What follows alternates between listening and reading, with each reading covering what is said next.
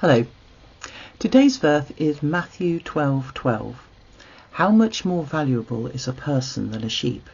Therefore it is lawful to do good on the Sabbath.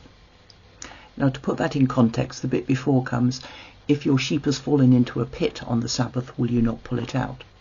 It's something that Jesus said when he was getting an earwigging for letting his disciples pick grain on the Sabbath. Now, technically that was against the law, and we should obey the law, right? Let me tell you a story. Some years ago, I was woken at 2 a.m. by a knock on the door. Now, to a mum of 3 young uns, that probably means one of them's had a nightmare or been sick on the pillow or something. The joys of parenthood. But not this time. Instead, I blearily stumbled out of bed to find the knocking coming from the front door. And outside was a neighbour looking ill.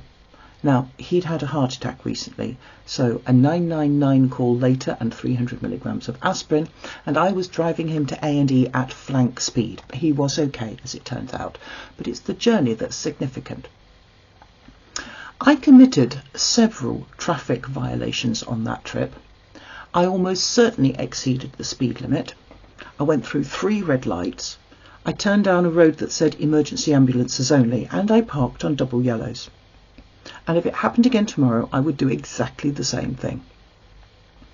Technically speaking, that should have cost me at least 12 points on my licence and several £100s of fines. But I like to think that if I'd met the police on the way, they'd have given me a blue lights flashing high-speed escort to hospital. I'm sure they would. Now, that's not to say that we can flout traffic laws willy-nilly. They're there for the good and safety of all, and I certainly would not have driven like that had there been other cars around. But sometimes you need to haul your sheep out of a pit on the Sabbath.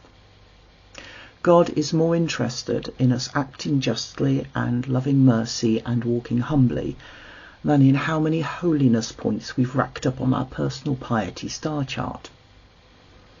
So, the next time there's a tap on my study door and one of the kids wants running to their friends, but I'm trying to read my Bible, perhaps I could remember that instead of getting grouchy.